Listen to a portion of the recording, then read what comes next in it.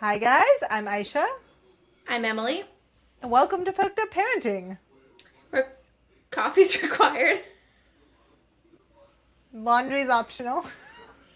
And motherhood is always worth talking about. Oh my gosh, I Wow. forgot a coffee.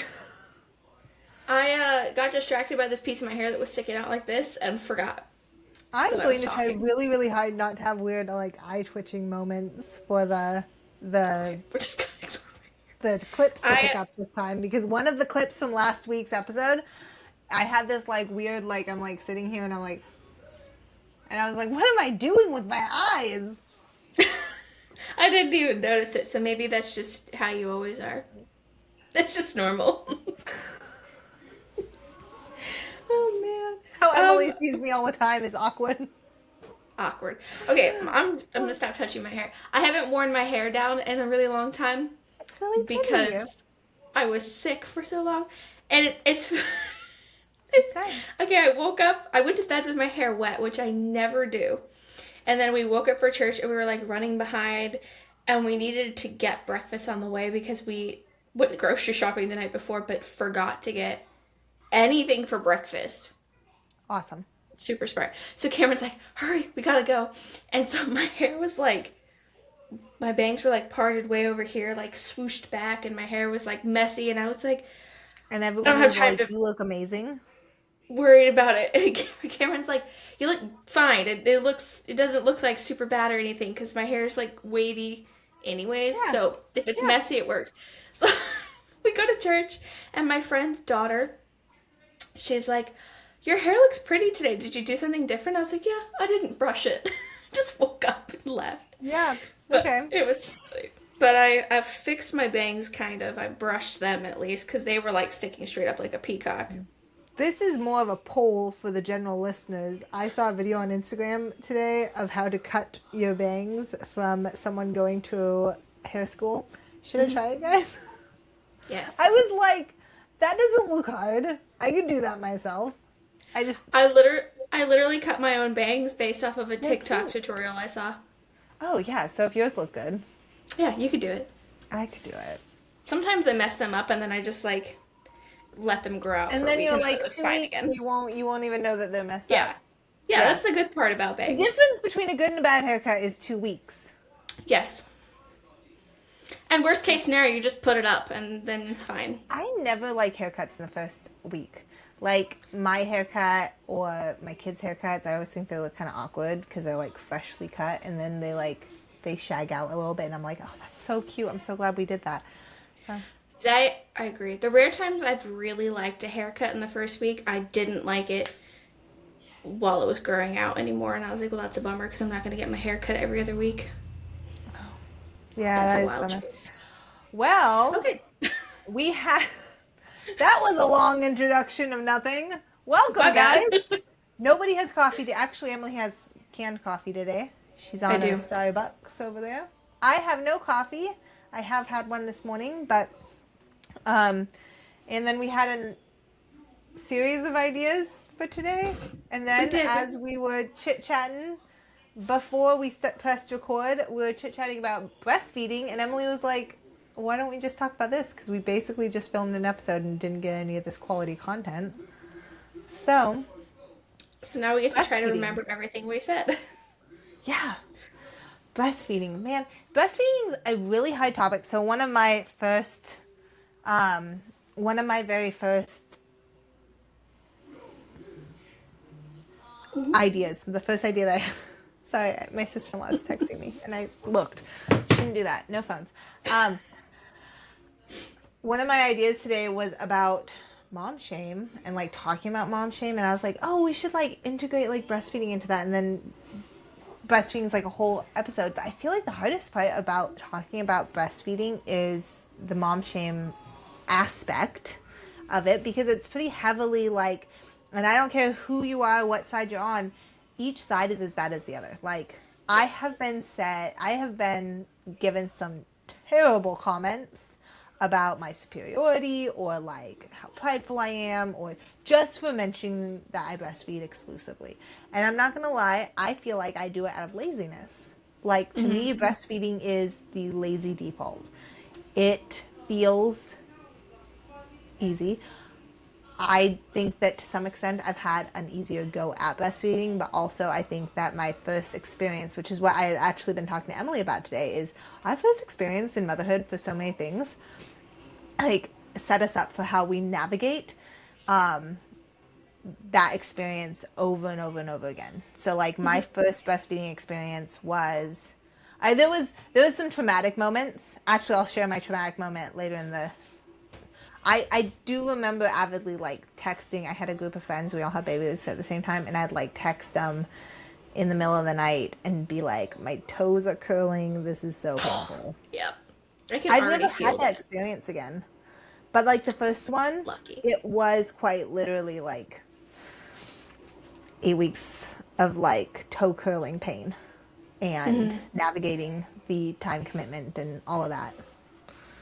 So we didn't really have a plan going into this. Let's just talk about, first off, I first experiences breastfeeding. What was yours like, Emily? Definitely toe curling pain. It was fine. I didn't experience like, mastitis or clogged ducts or anything like that outside of just like, I think regular soreness. My biggest issue was that Emery, when she was being born, she was like stuck in my birth canal for so long, and she came out with her head instead of this part coming out, this part came out Oh, first. So a little Emily, crookedy. I know. that's rude. That's why it took forever to get her out.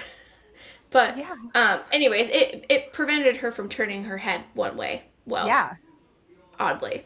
So I couldn't nurse her super well on one side because she didn't want to put in any effort on that side because it bothered her.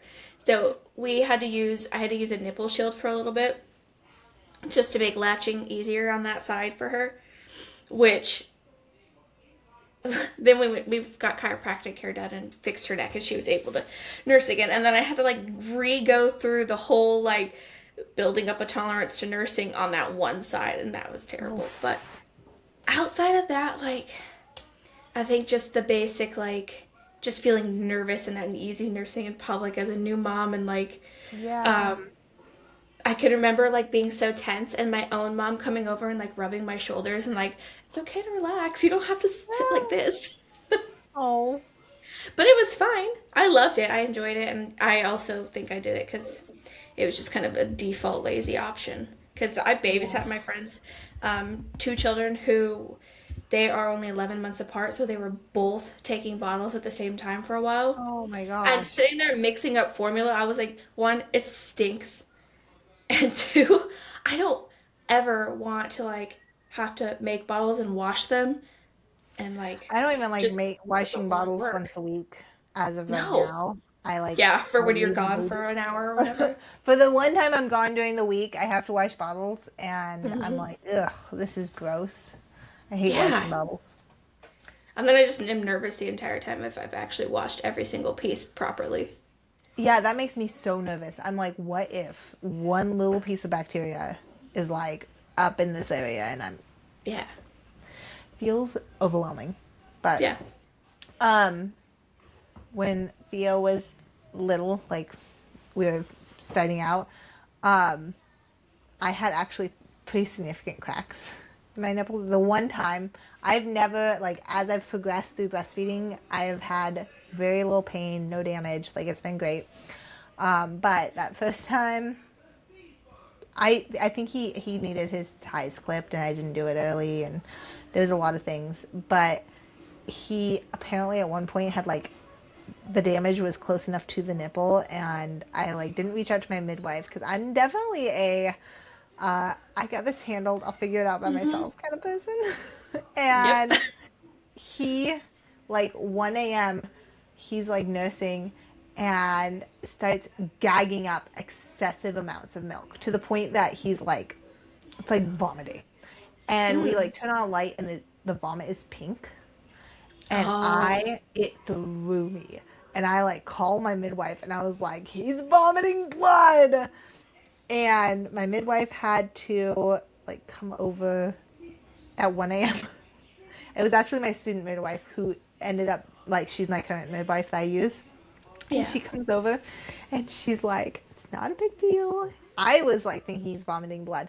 She was like, it's not a big deal. It looks like you probably like had a burst capillary or something, like I think that's what it's called, like something burst, and he ingested blood and vomited it up, and that's not a big deal. It does look scary though, and I Yeah. was like full on panic mode that he had bleeding somewhere internally. So that was scary. Other than that though, we it was I think the biggest shock, though, and this is where our conversation was going before we started recording, is the sheer time commitment that Yeah. breastfeeding takes. And I think that this is undersold in terms of how successful you're going to be in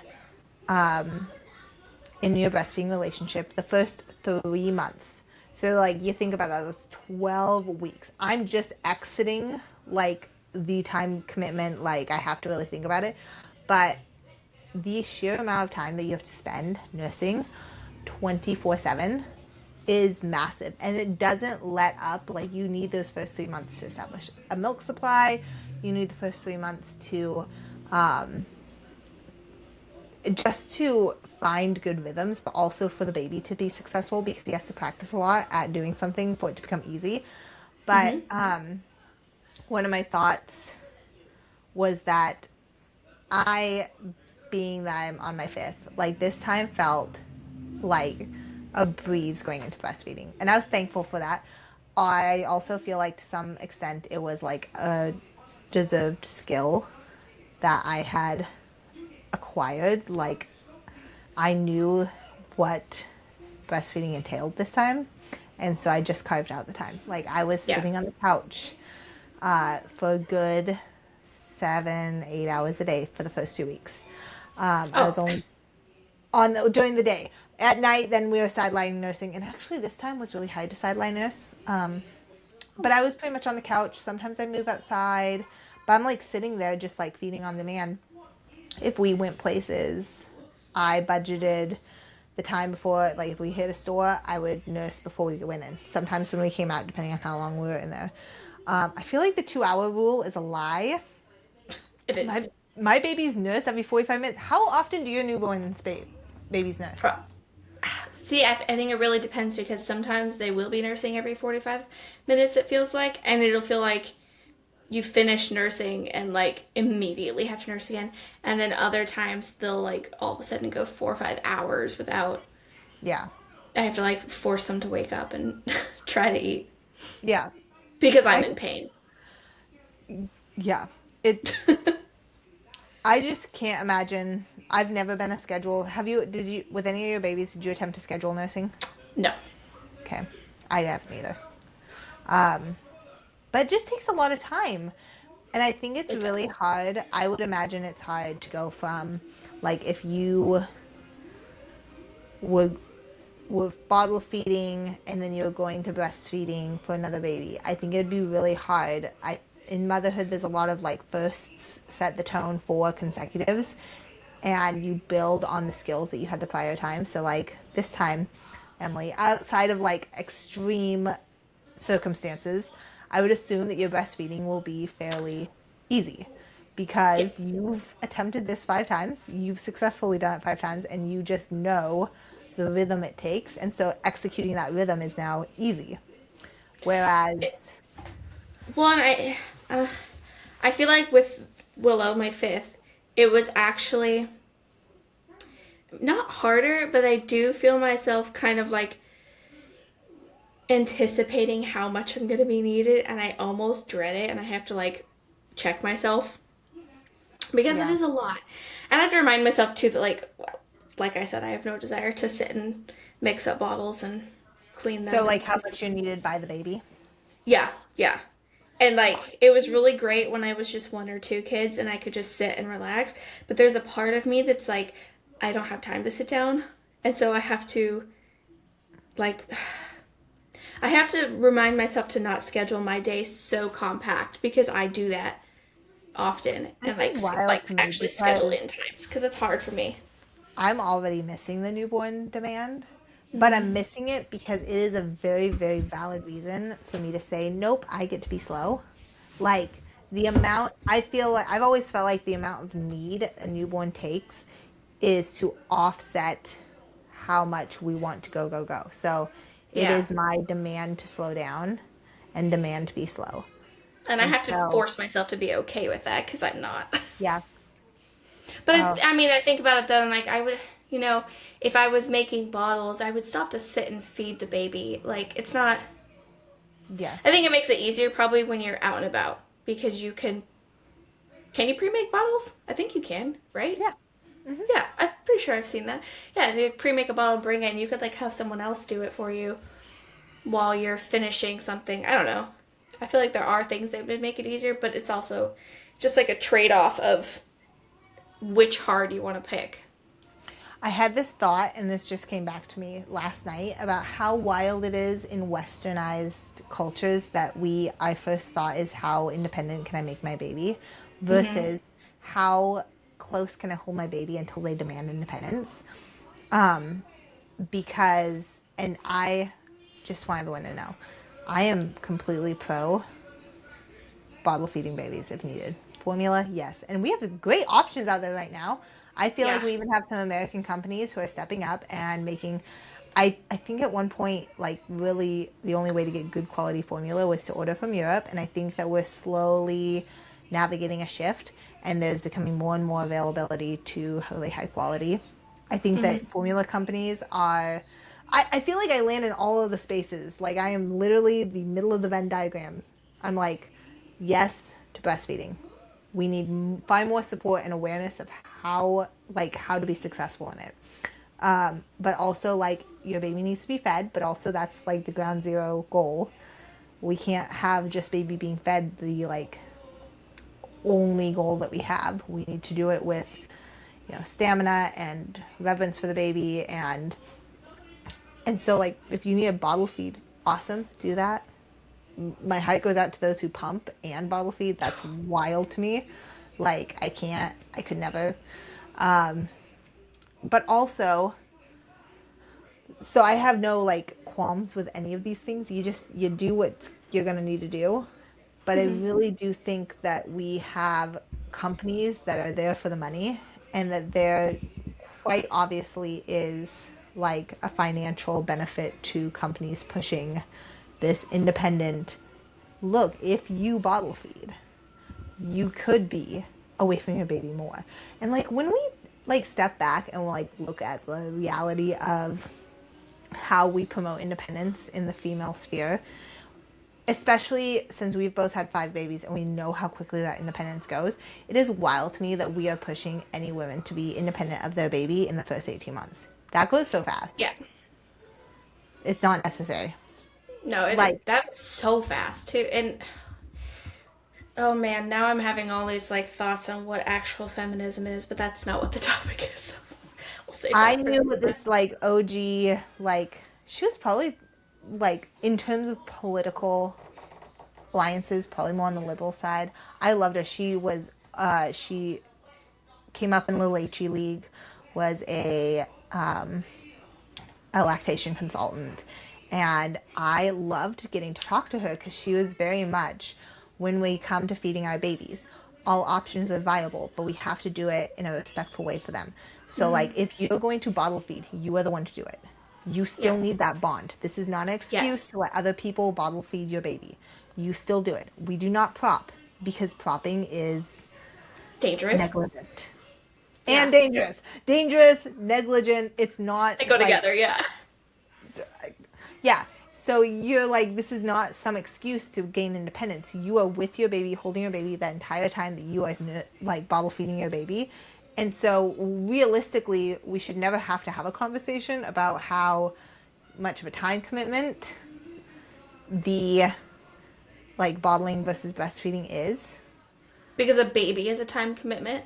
because baby is just a time commitment, and Yeah. the mother baby relationship should be like held top tier. Like, Yes. yeah, dads Priority. need to like, it's fun for Anthony to get to bottle feed the baby once a week, but do I actually think that's important? No, I don't think it's important for him to feed our baby at all. I'm really super curious if Cameron would consider that fun or if he would just like it's just like a thing that you have to do because I don't feel like he's ever been someone who's like I want to feed the baby so I can bond with them type thing. I feel like I just he's feel like bonding. It's okay for bonding to come naturally in a different way for dads. yes, yeah, Why would and I we think take something that's historically exclusively for moms and babies in their relationship and attempt to say it is important? Like it feels like attempting to validate a like pushing off and something onto a dad and validating it by saying, well, it's important for their bonding. No, they're going to bond some other way. Historically and biologically, moms feed yeah they're babies. not So meant if to you have to bond. choose to do that a different way outside breastfeeding, Yeah, it's still for mom and baby. yeah. Cameron's probably favorite way to bond with a baby is to just sleep Yes. with them.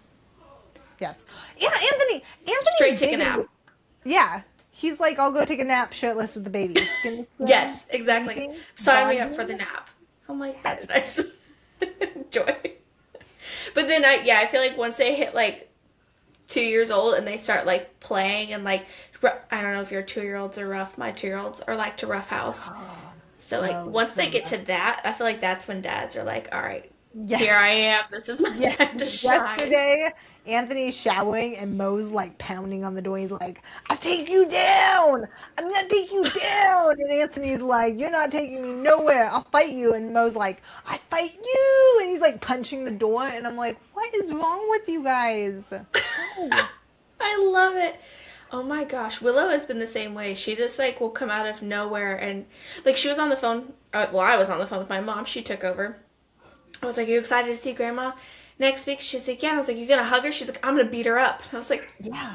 "All right. Well, at least Yeah. she prepared you." Beat her up. Cool. That's a 2-year-old's Oh, love language. Yes, No, absolutely. it's really interesting. I feel like the conversation surrounding breastfeeding versus bottle feeding is always like, it's always surrounding shame. Like, oh, don't shame moms for bottle feeding, or it's never about the baby. And like, because we avoid the whole like even just if we even avoid like the baby, like the health benefits of breastfeeding, which they're immense. But also, if you're in a position where you have to bottle feed, then that's fine. That's good. Do that. But also, what about like just the relationship? We really underplay the relationship of mom feeding the baby. And I said yesterday, maybe I was talking to you when we were talking about, oh, birthing. I found rage bait about water births. Oh, yes. And I was mad that she was like, every other animal is birthing on dry land, every other mammal. And I'm like, don't compare us to mammals. And I'm about to do the same thing. But like, mammals, the moms are not passing off any of this like feeding time to dads. Although animals will just like straight up refuse to take care of their babies and kick them in the face. So Yeah. if they So have like, the if you're option, like they pro might. comparison of mammals to humans, then I'm saying mammals don't hand off that stuff to the dads. If you're not pro that, which I'm not always pro that, I'm really not. Sometimes they just abandon their babies too, which is not an option. My bottom line point was, where's the like the thought of holding that, like, what about the baby's like experience with feeding? Yeah. Like, if Well, yeah, they're 'cause that should be biologically connected to mom, like, what about that? Yep. Yeah, because I think we forget that feeding your baby is more than just filling their stomach. There's a lot of connections growing and happening there. Sometimes Lisa will like, I'll be like feeding the baby and she'll come right here and like stare in his eyes and she's like, he's Yep. bonding to me. And I'm like, get out of there.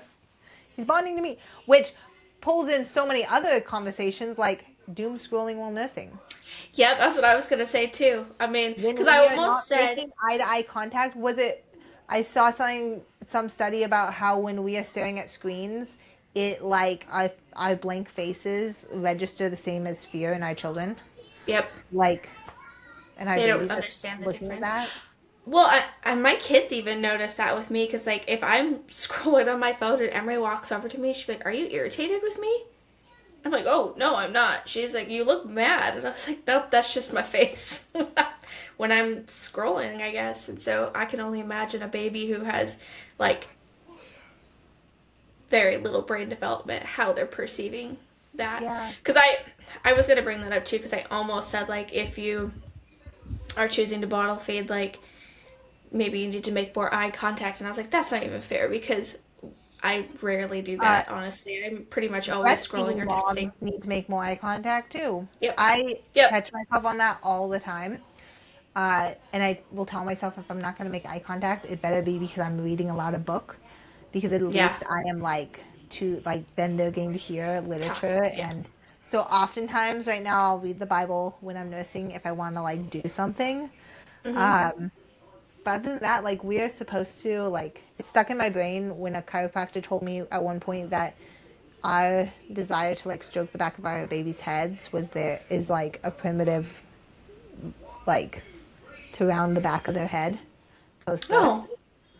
And so like stroking them like that helps with cranial movements. I don't know if that's true, so nobody go quote me on that. I just remember a chiropractor telling me that one time, and I'm like, oh, that's why I want to stroke the back of your head. I want you to have a round head. A nice round head. Guys, this might not be science-based at all. So, having multiple children now, do your younger ones, especially, I'm going to assume Theo is not trying to help. He might have when he was the second, or when you had your second. But do they try to help you nurse? Victory tries to just nurse. Like, she'll tell me she'll nurse the baby this time, and she, like, pulls up her shirt, and she's like, here you go, baby. And I'm like, not gonna work.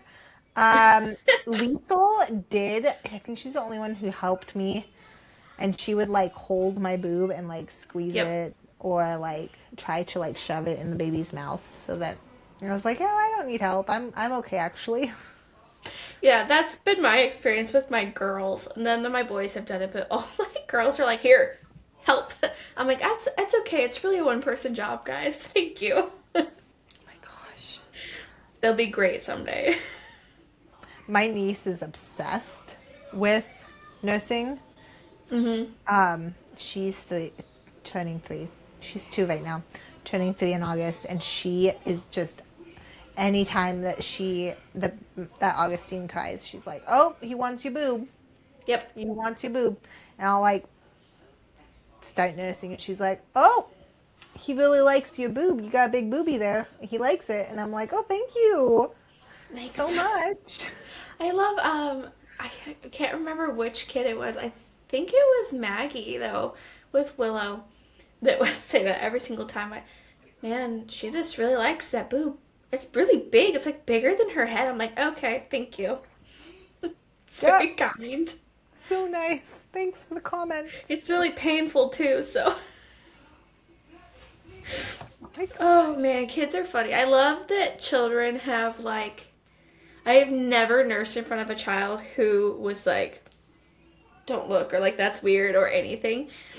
I feel like children are just like, yep, that's totally normal. Yeah.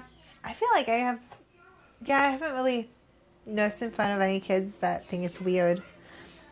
I feel like there's like, I've nursed in front of older kids, and they're like, what are you doing? And I'm like, oh, this must not have been like, oh, they haven't been exposed to it. You're a younger child, your youngest.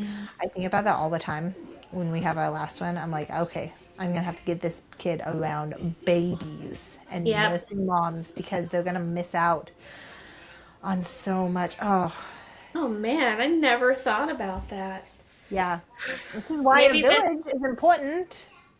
We're going to have to not stop having babies until our oldest starts having them. You just told me this morning that we're both done at a dozen. Yeah, we are. A dozen combined. Yeah, a dozen combined. We're not each having a dozen. We're not each having a dozen. We're having issues with planning a cruise together, and we're like, we're going to be done having babies. And then we're like, we'll have a dozen come. But then I was like, oh, what if I want 7? And I was like, it's fine. Baker's dozen. I still have one more. It's fine. Yep. I keep thinking about that too, because I've said about 100 times I'm done after this.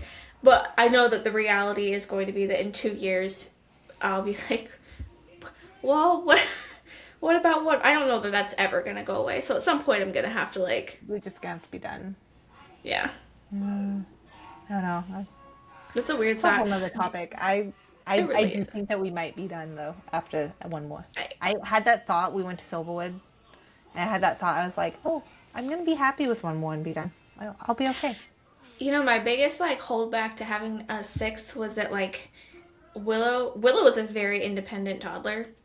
She's pretty chill and easy going, other than like she sleeps with me, but like I could put her to bed and I could just go out on the couch and hang out and she wouldn't wake up or anything and I just like started noticing like, oh, this freedom, like this is nice. Like this is really Yeah. nice. And I was like, do I really want to do this again? And now I'm doing it again and I'm already thinking of like, okay, this is how this is gonna change and this is gonna change. And I don't want to ever be in a place where I'm like fully negative about it. Yeah. I think that's a my irritations with that when we have to validate our next season by diminishing the last. I Yeah. hate biggest pet peeve is when women of my age are like, oh yeah, I'm so done with that. Never want to do it again. Or like the whole this and never 10 centimeters dilated trend that's going Oh, on I on saw social that. media. And I'm like, no, no. It is possible for us, even if we didn't enjoy a season, to just say, that was great. I'm on to the next and not nitpick and like find negatives about the last season. Like that is Yeah. possible, guys. We have the ability to shut our mouths. I was going to ask you about breastfeeding and formula and stuff. Back to Have breastfeeding. you received random formula samples in the mail whenever you find out you're pregnant? No, actually, I haven't. I had heard that that was really common, and I was like, maybe I just hadn't gotten them because I was seeing a midwife or something, and like maybe they don't report things the same way. I don't know. But then with it was either Rowan or Maggie. I can't remember which one, but it was in California, so one of those two. I started getting California, samples they'll do it. like yeah. I started getting samples in the mail towards the end, like of every other week from different companies of That seems just like a formula samples and like coupons and sweet stuff. and And personal knowledge. I was like, And I was unassisted with those too, so that's really weird that they, That is weird. yeah. Oh, no. So that was super strange, and I was like, do they just like stalk me on Facebook and know I'm pregnant, and then they find me? Probably. This is Probably. why I text you about some things because I don't want. But I don't that want was what I was what- thinking of a while ago when you said that there was formula companies that were in it for the money, and I was like, yeah, the ones who are sending out the samples so that you have a backup when things get hard one night. Well, it's so hard. It's so, and that's. I feel like such a hype for when women like want to do it, or they want to breastfeed, and they don't have the support system, and then to top all of it off, and it's a struggle and it's hard. And I get that. Like I remember the first one, and it was painful, and I had nighttime scaries. Like I remember just dreading the night from coming, and I would sit up at night and I would text my friends, 1 a.m., 2 a.m. Like I just text them, and we'd sit there together on the other side of the phone and commiserate together. And if I hadn't had that, if I hadn't had my sisters, I get to see like I get to breastfeed alongside two of my sisters, and that was helpful. If I hadn't had all of that, and then someone just sent me this like packet of formula in the mail and was like, "This is easier," I just would have been like, "Okay, maybe that's just what we need to do," and I would have missed out on a lot. And that's not to say that opting for formula is bad. We just have to make ownership of our own choices and say, I did this because this is what's going to work for me best. But it also is like we also need to recognize how predatory the formula. Yeah. Well, yeah, because I think a lot of women that I hear from, that end up formula feeding, don't do it because it was, what was like, I can totally understand like needing to switch to formula for like mental health reasons or whatever your reason is if you want to. But a lot of the times it's like somebody tells you it'll be easier or just try formula, and then it's like you try it one time and now you've produced just a little bit less milk, or you have a little bit more pain because you waited, and and it just like starts this cycle, and then they're sad that they Yeah. failed. Yeah. Like, It you didn't perpetuates fail, them. you just had like the wrong person in your ear, and that really stinks. And it perpetuates, and then that perpetuates into the mother wars, because then it bleeds out. Well, I had no choice. You don't understand. And I think Yeah. that there needs to be so much more nuance to the conversation, because I don't understand what it is to have to choose formula. I know Yeah. that. And but also those who have opted for a different route don't know the time commitment I've put into breastfeeding. They don't know, after 5 babies, how much I've altered my entire life to accommodate making sure I can breastfeed. The skills I've worked on, just like Even just being down to late. planning the clothes you're gonna wear. Yes, it's a I was lot. actually I was thinking about that this week at church. I was wearing a dress that had like a higher neckline. I was like, oh, I won't be able to wear this soon. I Yep. better enjoy it because that's not going to happen. I And have a then I dress I forgot, can't wear like, until I'm done breastfeeding, and it makes me yep. sad. I actually just bought regular non nursing bras for the first time in 10 years because I really thought we were done having babies. And then shortly after I got pregnant, I was like, well, better enjoy these while they last. Yeah, it's hard, and that there's so much that goes into the conversation around formula feeding, breastfeeding, and each side is as mean as the other. Like, I won't sit there and say that everyone should breastfeed. I know it's not possible, but I also know that a lot of women who are breastfeeding are not doing it because it is for any trophy or anything. It's literally because it's the most accessible option. I don't think anyone's journey is easier. I just think you have different people in your corner, Yep. like in different life circumstances. I know multiple people who their life circumstances just lined up so poorly, and it did severely affect their their milk supply, between trauma and, like, there's a lot to consider, and it's just not a black and white conversation. And I don't think that anyone on either side, anytime something hard or mean is said, it's really coming from a place of pain. I do think that, Yeah. like, or a place of not being validated. I think that's a big thing, especially on the breastfeeding side. I see a lot of women, like, rage out against, like, bottle feeding, and they're like, but I really think it comes down to lack of validation for how they've had to shift and make things work for them in nursing. Yeah. Well, yeah, I think that's why the breast is best statement is not, yeah, it's just not as black and white as we want it to be. Like, yes, we all know breast milk is going to be superior to formula in like 99% of cases, but there's always going to be someone that's like, well, except for my baby who was like allergic to breast milk or whatever. My breast milk wasn't, but like in most circumstances, it's the best. But is breastfeeding always the best individually? No. I also think our society is not, this comes down to you can't, sometimes it's hard to work against societal norms. And for Mm-hmm. me, I find it very, like, healing and restorative to breastfeed. I see it as a balancing of my own nervous system. I see the closeness and connection with my baby as healing for me. Like, I do believe that it is designed to be that way, that we are supposed to gain mental stability from having that closeness and that slow pace.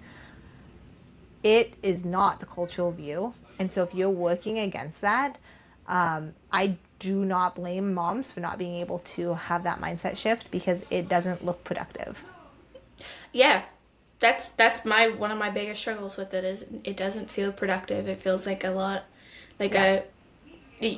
I, this is wrong, but it feels like a waste of time a lot because I'm not checking off my to-do list. I'm stuck sitting here, and so I Yeah. very much can relate to that. But also, as someone who does not bond super well with babies right away, I really wonder how bad my relationships with my babies would be hurt if I wasn't getting that. It's a really good point. Yeah. It's the whole bonding aspect is so important, and I think that we downplay, We really, in general, just downplay the relationship between mom and baby Mm-hmm. in attempts to equalize male and female. How wild, though, that the one thing that is exclusively ours as women that we could like be like we're the only ones that can do this. We would attempt to equalize with men on. Um, Yeah.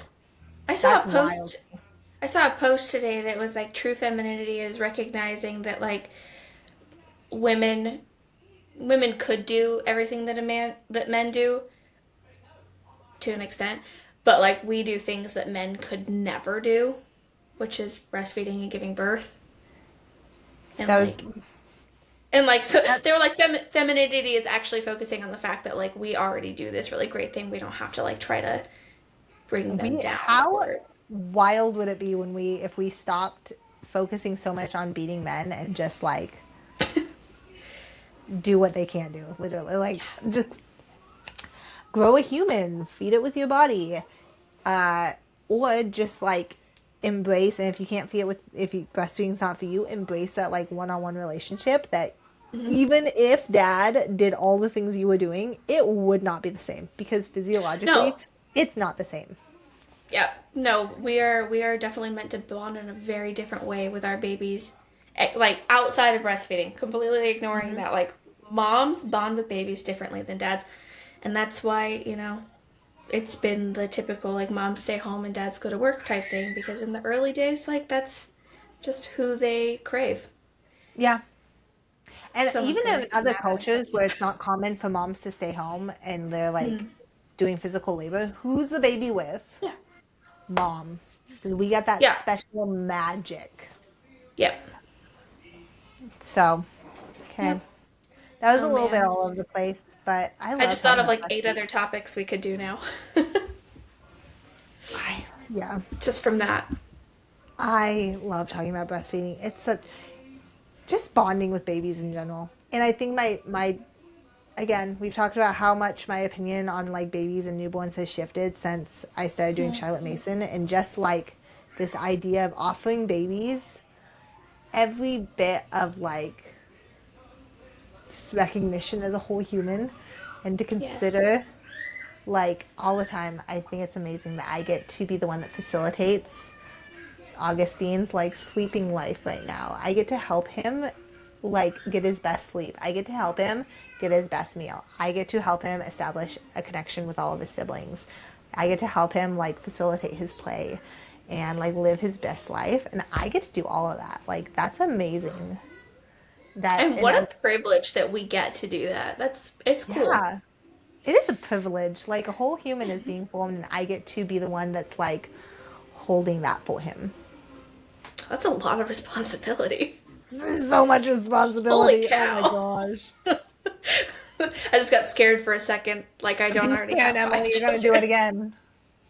No, it's really cool. I think that's such a big thing too, is like just to remember that for whatever feeding choice that you're gonna make, like there's just so much that goes into it. Like your choice to breastfeed or not to breastfeed is not going to make or break your relationship with your No. baby.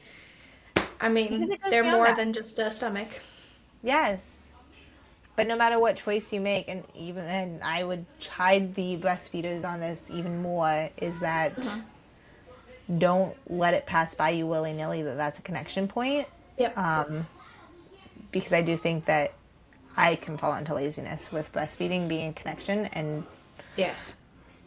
but no matter I what know. you I feel. choose, it's like you're choosing to use that feeding time as a point of connection because that's such a big bonding Mhm. time for them. And so use It that is. time wisely. Yep.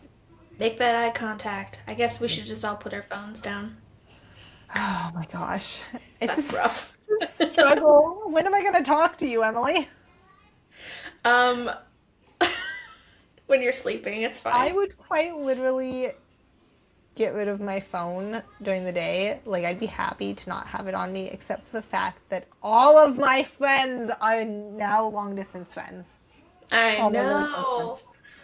So, Yeah, I have sorry. friends here, but it's like they're not Emily and other friends that are long distance I spend time chatting with. So, I do actually think about that too because I thought about getting one of those things called a brick or something. Is that right? I don't know. That you like connect your phone to and you yeah. can't use it. I thought about getting one because I can get distracted. What? Is it toxic? Is it toxic that we are holding each other back from? Oh, absolutely. I've said this before. We have a toxic friendship.